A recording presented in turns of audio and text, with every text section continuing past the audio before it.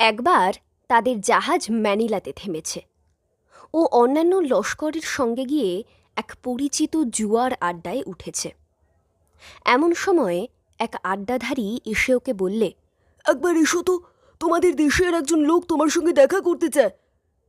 ও অবাক হয়ে বললে, ইয়া, আমাদের দেশের? আড্ডাধারী চীনাম্যান হেসে বললে, হ্যাঁ, ইন্ডিয়ার। এতকাল দোকান করছি বন্দরে, ইন্ডিয়ার মানুষ চিনি নে। ও আড্ডাধারীর পিছু পিছু গিয়ে দেখলে জুয়ার আড্ডার পেছনে একটা পায়রার খোপের মতো ছোট ভীষণ নোংরা ঘরে একজন লোক শুয়ে। লোকটার বয়স কত ঠিক বোঝবার জো নেই। 40ও হতে পারে, আবার 60ও হতে পারে। বিছানার সঙ্গে যেন মিশে গিয়েছে বহুদিন ধরে অসুখে ভুগে। ওকে দেখে লোকটা ক্ষীণ কণ্ঠে তেলুগু ভাষায় বললে,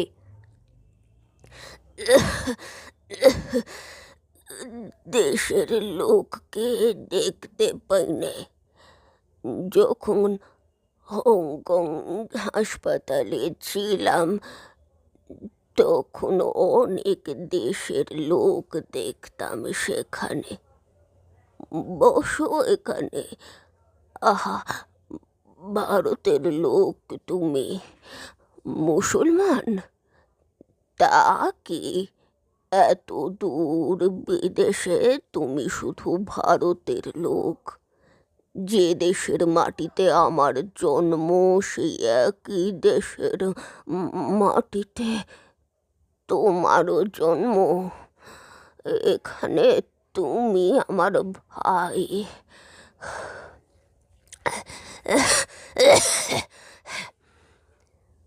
ও রোগীর বিছানার পাশে বসল। সেই অপরিচিত মুমূর্ষু স্বদেশবাসীকে দেখে ওর মনে একটা গভীর অনুকম্পা ও মমতা জেগে উঠল, যেন সত্যি কত কালের আপনার জন। রোগী বললে, আমার নাম নটরাজন। ত্রিবেন্দ্রাম শহর থেকে 11 মাইল দূরে এই কাটিউম্পা বলে ছোট একটা গ্রামে আমার বাড়ি। কোচিন থেকে যে স্টিম লঞ্চ ছাড়ে ত্রিবেন্দ্রাম যাবার জন্যে, সে সে স্টিমার আমার গ্রামের ঘাট ছুঁয়ে যায়। বেউড়া কাপিয়াম নদীর ধারে। এই চারিধারে চারিধারে বন আর ছোট পাহাড়। কেটিউম্পা গ্রাম তুমি দেখোনি, বুঝতে পারবে না যে সে কি চমৎকার জায়গা। আমি আমি অনেক দেশ বেরিয়েছি পৃথিবীর। বহু ঘুরে হয়ে চিরদিন কাটিয়ে দিলাম জীবনটা। কিন্তু কিন্তু আমি তোমায় বলছি, শোনো, ভারতবর্ষের মধ্যে তো বটেই, এমনকি এই পৃথিবীর মধ্যে ত্রিবাঙ্কুর একটা অদ্ভুত সুন্দর দেশ। কিন্তু কিন্তু আমার দেশের বর্ণনা শোনাবার জন্য আজ তোমায় ডাকিনি বাবা। আমার আমার দিন শেষ হয়ে এসেছে। কাল যে সূর্যদেব উঠবে আকাশে, আমি চোখে বোধহয় দেখতে পাবো না। তুমি আমার দেশবাসী ভাই, একটা একটা উপকার করবে আমার? কি বলুন, আপনি আমার চাচার বয়সী, যা হুকুম করবেন বলুন, সম্ভব হলেই নিশ্চয়ই করব। রোগীর পাণ্ডুর মুখ অল্পক্ষণের জন্য উজ্জ্বল হয়ে উঠল, নিবু নিবু প্রদীপের শিখার মতো। ওর দিকে গভীর দৃষ্টিতে চেয়ে বললে, কথা দিলে, কিন্তু ভীষণ লোভ দমন করতে হবে ভাই। আল্লাহর নামই বলছি, যা করতে বলবেন তাই করব।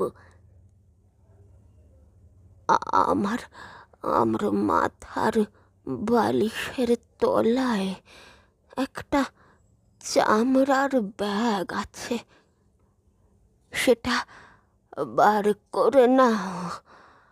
আমার মৃত্যুর পরে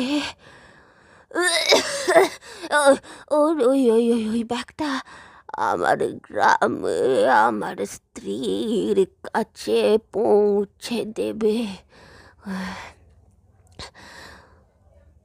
ও রোগীর মাথাটা সন্তর্পণে একাধারে সরিয়ে আস্তে আস্তে একটা ছোট চামড়ার ব্যাগ বার করলে। ব্যাগের মধ্যে কতগুলো কাগজপত্র ছাড়া আর কিছু আছে বলে মনে হয় না ওর। বৃদ্ধ নটরাজন বললে, তোমার কাছে আমি আমি কোনো কথা লুকোবো না। ব্যাগটার মধ্যে একখানা ম্যাপ আছে। এই জীবনে অনেক সাহসের কাজ করেছি, অনেক বনে জঙ্গলে ঘুরেছি, অনেক রকম লোকের সঙ্গে মিশেছি। এই ম্যাপখানা এবং ব্যাগের মধ্যে যা যা আছে তা আমি সৎ পথে হস্তগত করিনি।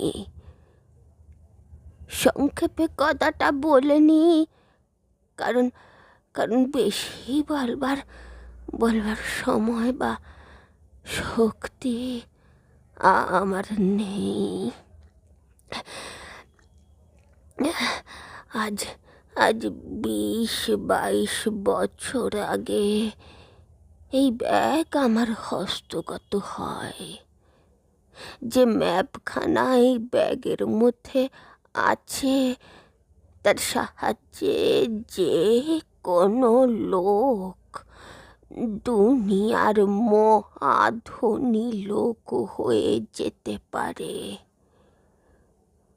সুলুশির একটা খাঁড়ির ধারে নিবিড় জঙ্গলের মধ্যে প্রাচীন আমলের এক নগরের ভগ্ন স্তূপ আছে। সেই সেই নগর প্রাচীন যুগের এক হিন্দু রাজ্যের রাজধানী ছিল। তার তার এক জায়গায় প্রচুর ধনরত্ন লুকানো আছে। যার কাছ থেকে এ ম্যাপ আমি পাই সে আমারই বন্ধু।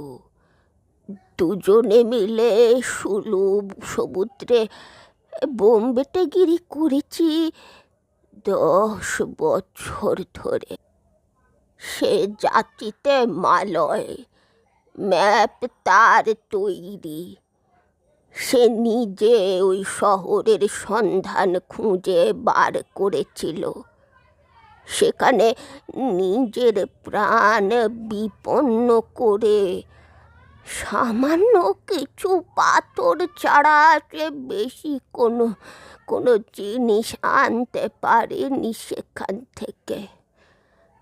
তার নিজের লেখা জাহাজের লগ বুকের কয়েকখানা পাতা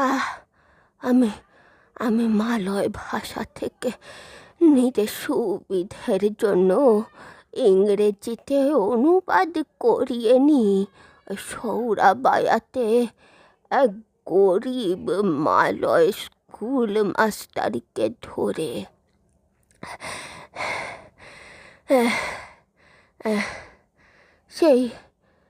সেই অনুবাদের কাগজখানা এই ব্যাগের মধ্যে আছে।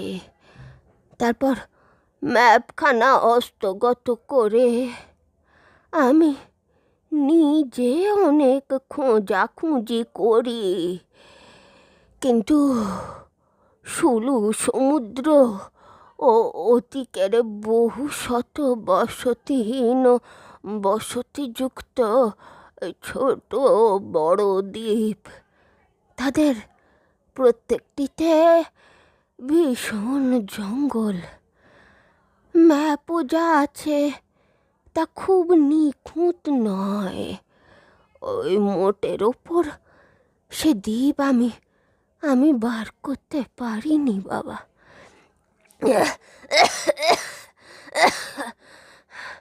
দেশের গ্রামে আমার ছেলে আছে বাবা, তাকে নিয়ে গিয়ে ম্যাপটা আর ব্যাগ দিও। এর মধ্যে আর একটা জিনিস আছে, আমার বোম্বেতে বন্ধু সেই প্রাচীন শহরে একটা জিনিস পায়।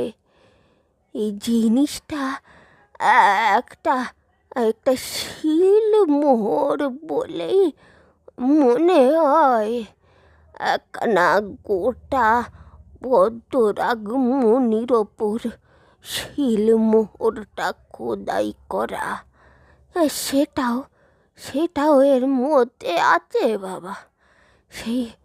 সেই মোহরের ওপর যে অদ্ভুত চিহ্নটি আঁকা আছে, আমার বিশ্বাস ছিল সেটা একটা বড় হতিস ওই প্রাচীন নগরীর রত্ন ভাণ্ডারের। তাই ওখানে আমি কবচের মতো গলায় ঝুলিয়ে বেরিয়েছি এতদিন, কিন্তু আমি বুঝেছি আজ আমার দিন শেষ হয়ে এসেছে বাবা। 19 বছর আগে গ্রাম থেকে যখন চলে আসি, তখন আমার ছেলে ছিল 2 বছরের, আর আমার স্ত্রী পুত্রকে দেখিনি এই 19 বছরের মধ্যে। বেঁচে থাকলে আজ সে 21-22 বছরের যুবক।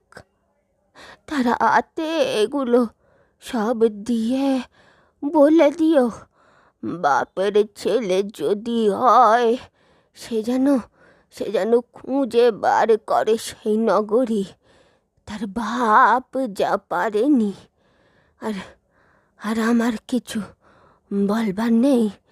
এ ব্যাগটা নাও হাতে তুলে। রোগী এই পর্যন্ত বলে ক্লান্তিতে চোখ বুজল। চীনা আড্ডাধারীর ইঙ্গিতে ও রোগীর ঘর থেকে বেরিয়ে এলো। সুশীল বললে, তারপর? বাবুজি, যখন ঘর থেকে বেরিয়ে এলাম, নটরাজন বাঁচলো কি মারা গেল সেদিকে কোনো খেয়াল করিনি। আমার মাথা তখন ঘুরছে। ব্যাগ খুলে দেখলাম কতগুলো পুরনো কাগজপত্র, ওই ম্যাপখানা ছাড়া আর কিছুই নেই। পদ্মরাগমণিটা নেড়ে চেড়ে কিছুই বুঝলাম না। ওসব জিনিসের আমরা আর কি বুঝি বলুন। কিন্তু আমার তখন আরেকটা বড় কথা মনে হয়েছে। নটরাজন যখন ওর গল্প করেছিল, আমার মনে পড়ল 7 বছর আগের সেই ঘটনা। জাহাজে সেই কলেরা হওয়া, আমার জাহাজ থেকে পালানো এবং বন জঙ্গলের মধ্যে সেই বৃক্ষমুনির দেশের মধ্যে গিয়ে পড়া। বুঝলেন না বাবুজি?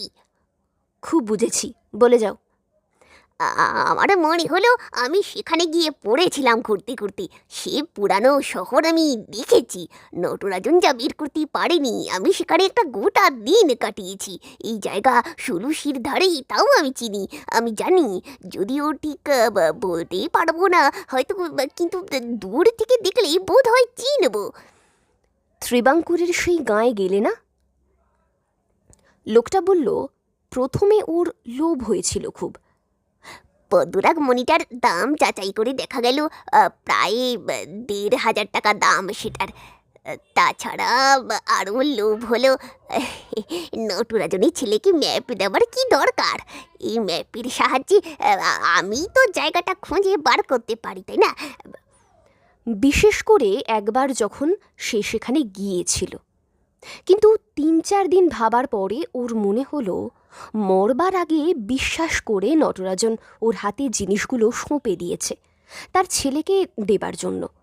অতএব খানিকটা ইচ্ছা এবং খানিকটা অনিচ্ছাতে সেখানে সে যেতে বাধ্যই হলো।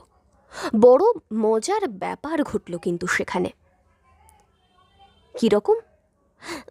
বাবুজি, অনেক কষ্ট করে বেগুড়া গাম্পিয়াম নদীর ধারে সেই কেটিউপা গ্রামে গিয়ে পৌঁছলাম। দেখলাম নটরাজন মিথ্যে বলেনি, নদীটা একেবারে ওদের গ্রামের নিচে দিয়েই গিয়েছে বটি। নিজের পকেট থেকে যা খাওয়ার থাকার খরচা করলাম। গাঁয়ে গিয়ে যাকেই জিজ্ঞাসা করি কেউ নটরাজনের ছেলের খোঁজ দিতে পারে না। নটরাজনের কথাই অনেকের মনে নেই।